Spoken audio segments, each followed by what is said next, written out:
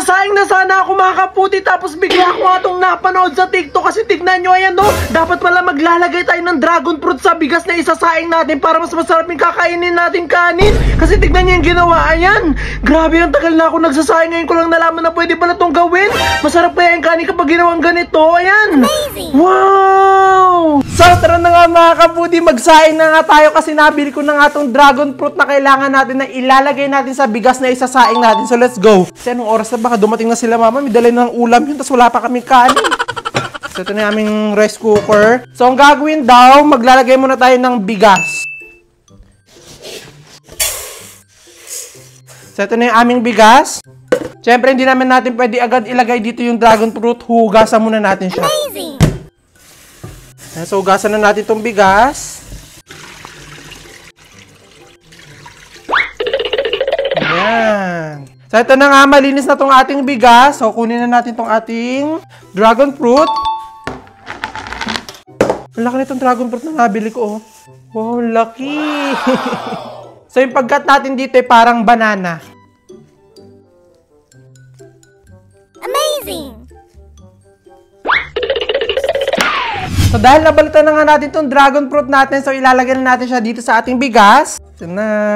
Dito daw sa gitna. Amazing! Yan. So, ito na nalagay na natin. So, hindi natin siya isasaing ng ganito. So, dudurugin muna natin itong dragon fruit dito sa mismong bigas natin. So, let's go.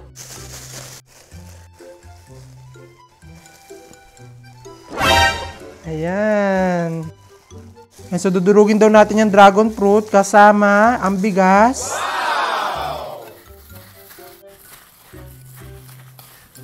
So, ito na nga, nadurog-durog na natin itong pinaka-dragon fruit dito sa bigas. Yan, kung makikita nyo, yan ang itsura niya. So, pwede na siguro to. So, maglalagay na tayo dito ng tubig para talaga masaing na natin siya.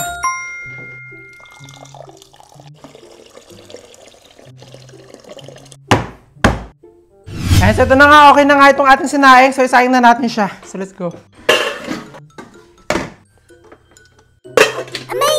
So, hindi na lang natin maluto. Sarap talaga, masarap to. Yari ako pag dito masarap. So, ito na mga kaputi. After 20 minutes nga natin pagsasaing nga dito. So, mukhang okay na siya kasi nag-warm na nga itong pinaka-rice cooker. So, tignan na natin. Titignan natin kung talaga anong itsura niya. So, ito na. 1, 2, 3. Shanen! Hala! Tingnan nyo. Parang may mga kamatis. Yari ako pag dito masarap. So, sakto nandito na nga rin yung ulam natin.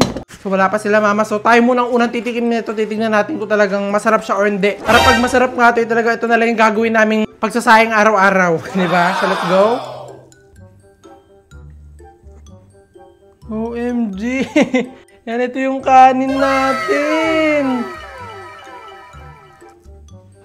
Sabi ko, okay na to. And 1, 2, 3.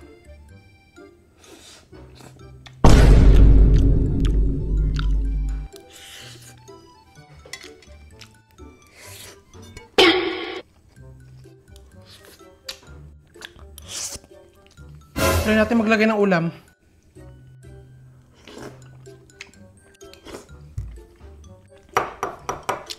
Masarap siya!